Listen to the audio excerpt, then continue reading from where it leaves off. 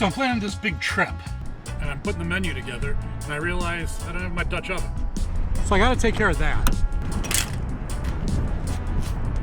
So, thought I'd go up to the farm and make a blueberry cobbler.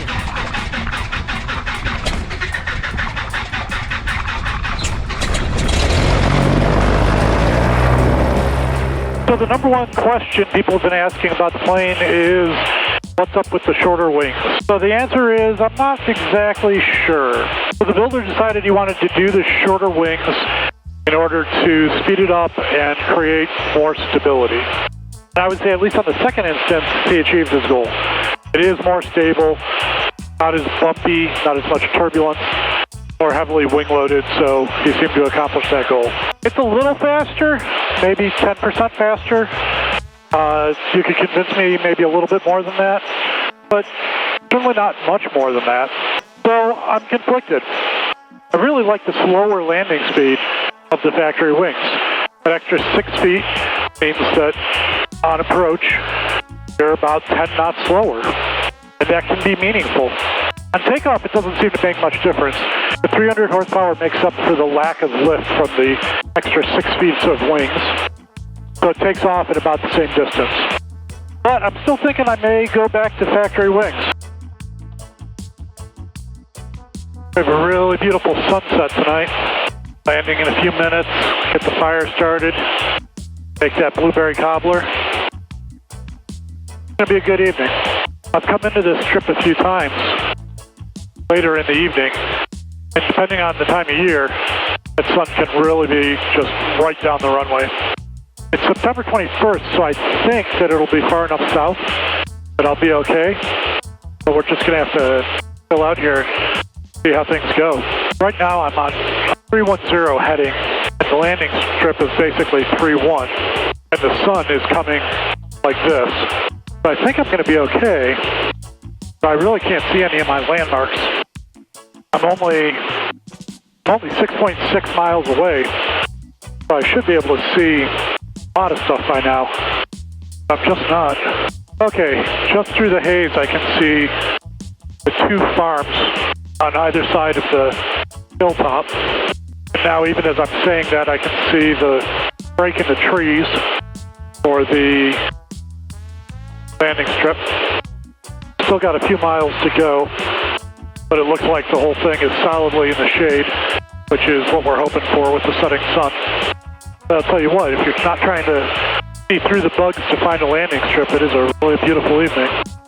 Okay, gas undercarriage. X. Up. Oh, it looks like there's one tree that has just turned bright red already. Everything else is still almost green.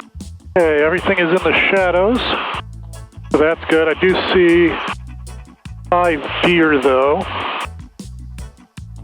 It is that time of night. And down below the shadows, more deer. Keep going, girls.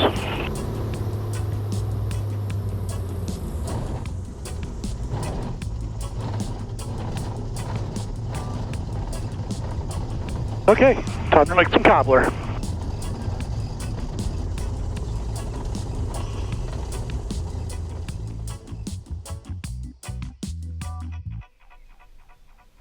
Sunrise is just as lovely as sunset in the woods, and by the time we got unpacked, it was too late to cook anyway. We had a storm come through in the spring and knock down an old oak. We're going to use some of that wood for our campfire today. Testing out the new fire kit my wife helped put together. Using a composite fire starter made of wood fiber and wax, got it started on the first strike. Helps if you rough up the fibers a little bit to provide a lot of surface area.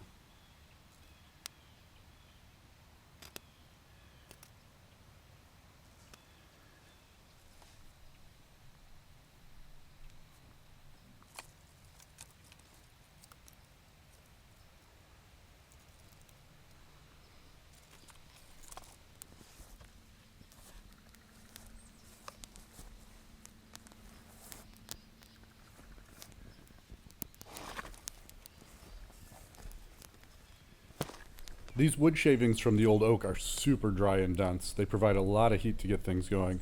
I'm just going to use them to get the bigger logs going and not bother with intermediate sized pieces.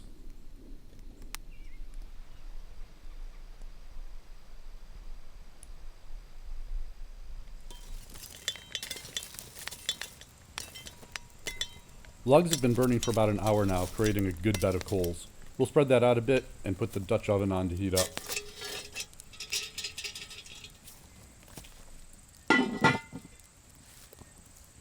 Putting coals on top is what allows it to cook like an oven from all sides. In this case, it allows the top of the cobbler to brown. The recipe on this one is classic and simple. First, 2 cups of flour and 2 cups of sugar, then a teaspoon of salt and 4 teaspoons of baking powder, a teaspoon of vanilla extract, 2 cups of milk,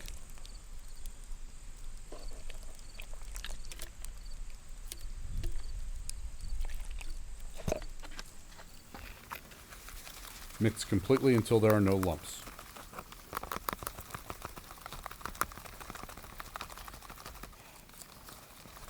To the Dutch oven, we add an entire stick of butter. I prefer salted butter to give the brown bits some extra flavor, but you can use unsalted if you prefer. Once the butter is melted, add the batter to the butter in the bottom of the Dutch oven. And keep an eye on the Dutch oven too. It's going to want to settle as the wood burns. This one required an adjustment right out of the gate.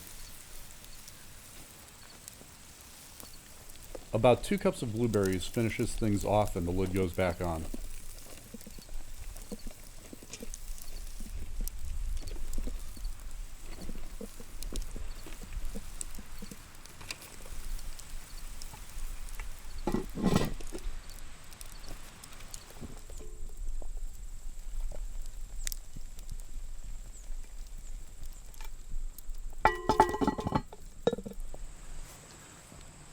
So like I've talked about a few times, you can tell a lot about a dish by how it smells.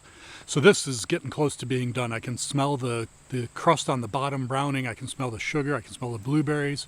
It's going to be pretty awesome, I think. Toothpick check shows the batter's cooked. Time to take it off the heat.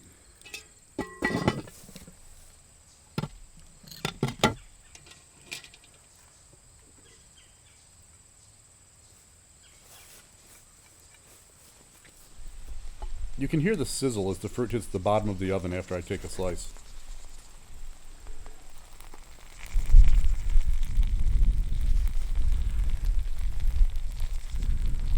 Here I'm trying not to burn my fingers and still get a hot, tasty bite right out of the oven. It's kind of amazing. Such a simple dish, but with fresh fruit, fresh air, and a beautiful morning in the country, there isn't a lot of room for things to be much better. Thanks for sticking around till the end. YouTube told me recently that I should encourage my subscribers to click the bell. So consider yourself encouraged, and I'll see you next time.